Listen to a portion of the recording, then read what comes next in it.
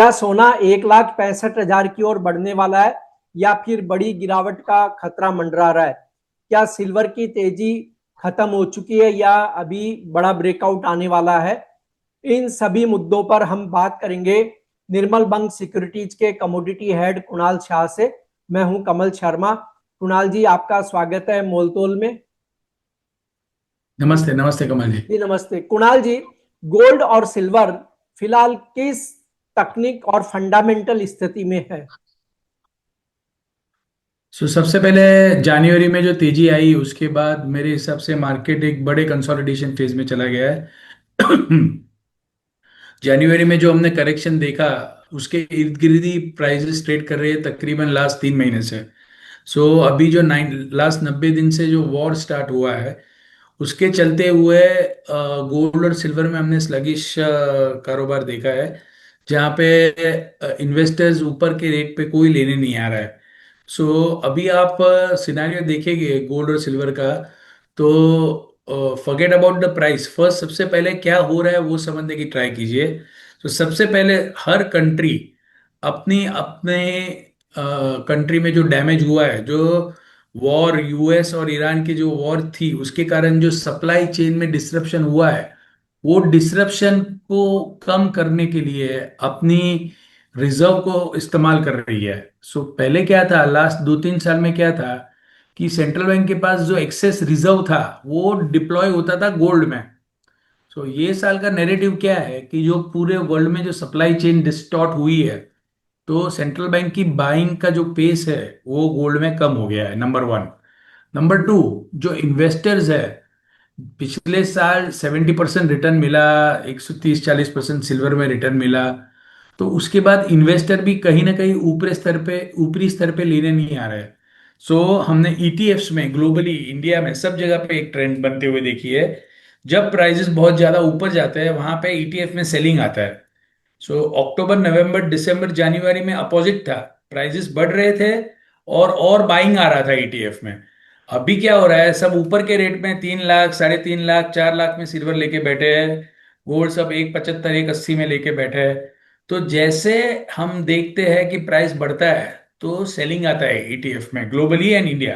Second और third most important factor है कि इंडिया, जो एक बहुत बड़ा मार्केट है गोल्ड और सिल्वर के लिए, second largest, China number one, India number two. यहाँ पे government is appealing to the citizens not to buy gold for 1 year, number one. Number two, India की जो फिजिकल डेफिसिट है उसको कंट्रोल करने के लिए गवर्नमेंट को गोल्ड और सिल्वर के इंपोर्ट पे चेक डाले हैं। 2 दिन पहले सिल्वर में नोटिफिकेशन आया जी कि सिल्वर में जो भी डेजिग्नेटेड एजेंसी है, या जो भी जिसे भी इंपोर्ट करना है, they have to take permission from, licence from DGFT, and with the approval from DGFT they can import. अगर उन्होंने एप्लीकेशन की और उनको अर्जी की और उनको इंपोर्ट नहीं करने मिला तो भी कुछ वो लोग बोल नहीं सकते। बेसिकली इंडिया की ओर से गोल्ड और सिल्वर दोनों का इंपोर्ट, मैं डिमांड की बात अभी नहीं कर रहा हूं, मैं अभी बात कर रहा हूं इंपोर्ट की। जी अभी जो सबसे बड़ा जो मैटर है वो गोल्ड और सिल्वर का इंपोर्ट नीचे आ जाएगा, तो ग्लोबल पॉइंट ऑफ व्यू से गोल्ड का डिमांड पे भी थोड़ा इसका असर आएगा आएगा और 100% आएगा। तीनों पॉइंट अभी फिलहाल फेवर में नहीं है, गोल्ड और सिल्वर दोनों के। चौथा पॉइंट, डॉलर इंडेक्स भी कोई ज्यादा कमजोर नहीं है। रेट कट, वो भी ऐसे एनवायरनमेंट में होने के चांस नहीं है। कुल मिला के अभी एब्सेंस ऑफ बाइंग ट्रिगर, कि बाइंग के लिए, बड़ा तेजी के लिए ट्रिगर अभी फिलहाल मिसिंग है। तो क्या गोल्ड के फंडामेंटल मंदी के है? मेरी राय में नियर टर्म में ये जो भी सब माहौल बन के आया है उसके कारण जी थोड़ा प्रेशर बना रहेगा। बट ऐसा भी नहीं लग रहा है कि गोल्ड बहुत बड़ी मात्रा में क्रैश हो जाएगा, यहां से 20% गोल्ड नीचे चला गया, ऐसा भी नहीं लग रहा है। नियर टर्म में मुझे लग रहा है ऑन द डाउन साइड $4,000 का बॉटम समझने का, 4,250 तक गोल्ड जा सकता है, $68 तक सिल्वर जा सकता है। बट उससे ज्यादा मंदी इसलिए नहीं लग रही है क्योंकि अगर ये जो जियोपॉलिटिकल जो क्राइसिस चल रही है उसमें थोड़ा भी इंप्रूवमेंट आता है या पीस टॉक सक्सेसफुल होती है, तो आई थिंक अगेन जो नैरेटिव है वो फिर से चेंज हो जाएगा और फिर से गोल्ड और सिल्वर में एक रैली आएगी। बट मेरा ऐसा मानना है कि नियर टर्म में प्राइजेस में रिमेन अंडर प्रेशर। अपसाइड फिलहाल लिमिटेड है, अपसाइड बहुत ज्यादा नहीं है। और डाउनसाइड $4,000 मैक्सिमम, गोल्ड 4,000 से 4,000 4,100 के बीच में, और सिल्वर अराउंड $68 to $69 के बीच में। ये सब लेवल पे धीरे धीरे आपको अक्यूमुलेशन स्टार्ट करना चाहिए, अभी थोड़ा रुकना चाहिए करेक्शन के लिए। और करेक्शन के बाद धीरे धीरे मैंने जो बोला वो लेवल्स पे धीरे धीरे गोल्ड और सिल्वर बाय कर सकते हैं। जी, अब आपने एक बात कही थी कि मैं अगले पॉइंट में गोल्ड सिल्वर की डिमांड पर कहूंगा। तो गोल्ड सिल्वर की डिमांड आप कैसे देखते हैं, जबकि देश में तो प्रधानमंत्री ने अपील भी करी है और कुछ रेस्ट्रिक्शंस भी आए हैं, लेकिन फिर भी आप कैसे देखते हैं डिमांड इस समय? I think as of now जो मैं देख रहा हूँ, स्लैक सीजन के कारण डोमेस्टिक में ऑफटेक बहुत कम है गोल्ड का। सो प्राइम मिनिस्टर की appeal is also playing some role, but I think more than that the demand is very weak right now. अभी कोई फेस्टिवल सीजन नहीं है, वेडिंग सीजन नहीं है। तो ऐसे टाइम में गोल्ड की ज्वेलरी एग्रेसिवली बिकना है या गोल्ड एग्रेसिवली बिकना थोड़ा डिफिकल्ट होता है।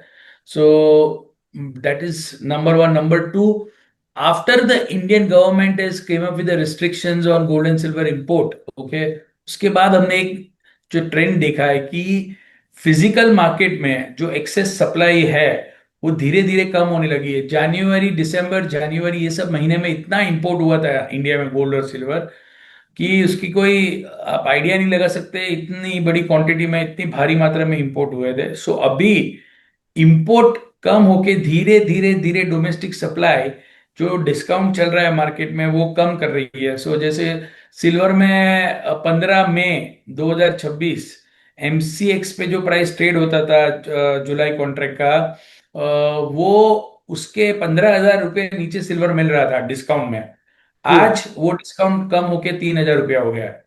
तकरीबन 12,000 रुपये का डिस्काउंट हमने कम होते हुए देखा है। क्योंकि अभी लोगों को डर लग रहा है कि अगर चांदी आएगी नहीं, मैं एक सोलर प्रोड्यूसर हूँ और मुझे मालूम है कि मुझे सोलर प्रोड्यूस करने के लिए, पैनल प्रोड्यूस करने के लिए सिल्वर चाहिए। तो अगर मुझे सिल्वर ही नहीं मिलेगा तो मैं क्या करूंगा? तो अभी जो हालात बने हैं उसमें ऐसा हो रहा है कि इंडस्ट्रियल डिमांड, कंजम्पशन डिमांड, अगर मैं बड़ा ज्वेलर हूं और मुझे मालूम है कि मुझे 2 महीने बाद से अगस्त से दिसंबर तक मुझे 100 किलो गोल्ड का डिमांड रहता है मेरे स्टोर में, तो वो अभी से ही बाई कर लेगा। सो that is why the demand is relatively better. और जो फाइनेंशियल कम्युनिटी है, जो वेल्थ सेगमेंट के क्लाइंट्स है, ये लोग सब अभी गोल्ड और सिल्वर में आर्बिट्राज अपॉर्चुनिटी देख के थोड़ा बहुत आर्बिट्राज करते हुए नजर, उनकी डिमांड थोड़ी बेटर है as compared to the actual retailers और द ज्वेलर्स। so, उसकी वजह से मार्केट यहाँ पे टिका हुआ है। वरना मार्केट को नीचे आने में बहुत तेजी से नीचे आ जाता था। But because of such demand आपका मार्केट का जो गिरने का पेस है वो कम हो गया है। जी, पर कुणाल जी, अब देखिए सरकार का तो मन है कि डोमेस्टिक जो गोल्ड है हमारे पास वही दुकानों पे काम आए, यानी रिसाइकलिंग में जाए। लेकिन जब हम बाजार में बेचने जाते हैं पुराना सोना, तो कोई दुकान वाला बोलता है कि 1,56,000 दूंगा, कोई बोलता है 1,48,000 दूंगा, कोई बोलता है 1,50,000 दूंगा।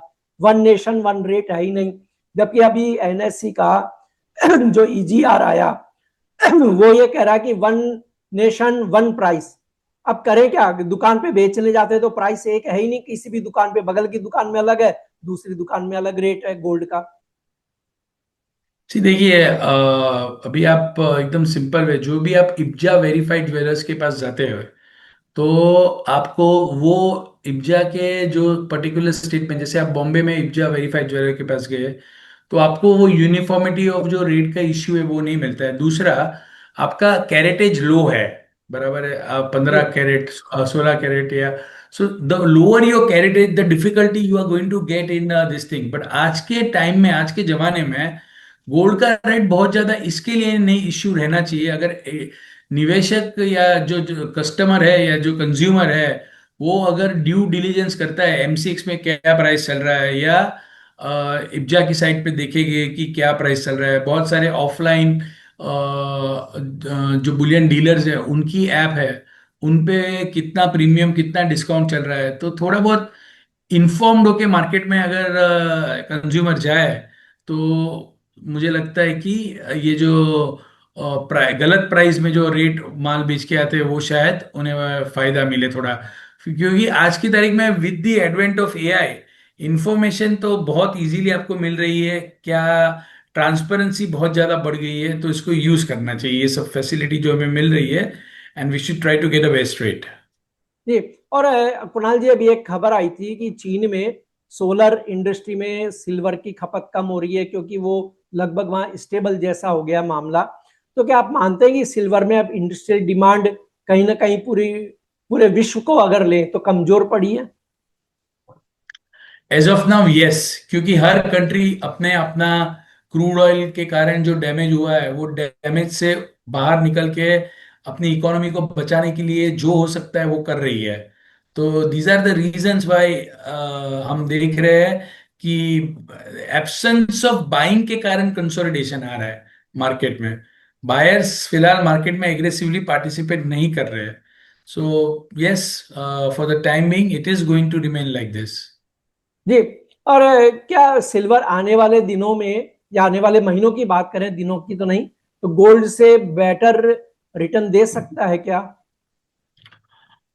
नो, मुझे ऐसा लग रहा है कि सिल्वर अंडरडॉग रहेगा, क्योंकि अगर ये वॉर खत्म नहीं होता है तो इन्फ्लेशन ऊपर रहेगा और बाद में धीरे धीरे इंडस्ट्रियल मेटल्स की भी डिमांड में एक डाउनसाइड देखने मिलेगी। सो आई थिंक सिल्वर में ब्रॉडली जो मुझे लग रहा है वो आउट परफॉर्मेंस आने के चांसेस थोड़े कम है।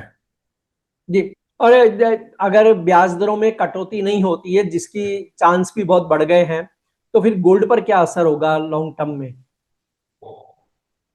ठीक, गोल्ड को यहाँ से बढ़ने के लिए ब्याज दर में कटौती से ज्यादा बढ़ोतरी नहीं होगी, बट कटौती भी नहीं होगी। सो अभी सेंट्रल बैंक कैसे हालत में है, वो रेट बढ़ाएंगे तो भी तकलीफ है, इन्फ्लेशन नीचे आएगा पर तकलीफ इकोनॉमी में हो जाएगी, और रेट घटाएगा तो इन्फ्लेशन और तेजी से बढ़ जाएगा। तो सेंट्रल बैंक मुझे लग रहा है कि globally they are in no trade zone, ना तो वो रेट कट भी करेंगे ना तो वो रेट हाइक करेंगे, जैसे है ऐसे ही चलाते रहेंगे। So that is neutral for gold. Ji. Kunal ji, MCX में गोल्ड सिल्वर के प्रमुख सपोर्ट और रेसिस्टेंट लेवल क्या है आपकी नजर में शॉर्ट टर्म के लिए? मैं चार्ट देखता नहीं हूँ, पर मेरी राय में गोल्ड की बात करेंगे तो 1,50,000 शॉर्ट टर्म में नहीं, इसके नीचे नहीं जाना चाहिए। और on the at the hind side, on the upside 165 170 के ऊपर नहीं जाना चाहिए। सो ये 15-20 हजार रुपए की रेंज में ट्रेड करता हुआ आपको दिखेगा। जी। और सिल्वर के लिए?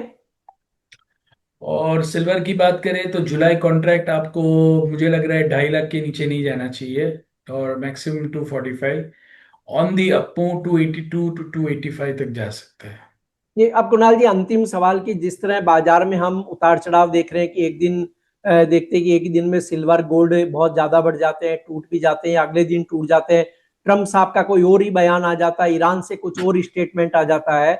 ऐसे माहौल में ट्रेडर्स और इन्वेस्टर के लिए आपकी सबसे महत्वपूर्ण सलाह क्या होगी? ऐसे माहौल में मुझे लग रहा है कि आपको इंट्राडे ट्रेडिंग नहीं करना चाहिए, नंबर वन। नंबर टू, आपको क्रूड के प्राइजेस और हॉर्मोज में जो डेवलपमेंट है उसको क्लोजली मॉनिटर करना चाहिए। आपको कोई भी इंडिकेशन ऐसा देखने मिलता है कि ये पीस टॉक सक्सेसफुल हो जाएंगे तो लॉन्ग पोजीशन लीजिए। और जी। आपको ऐसा लगता है कि ये 15 दिन और ये मैटर और खराब हो गई है, तो आई थिंक ट्रेडर्स को मैं वो टाइम पे शॉर्ट पोजीशन लेने के। So I think watching a news flow and what is happening with Hormuz, what is happening with US and Iran, these are the key triggers for gold to either move up और down.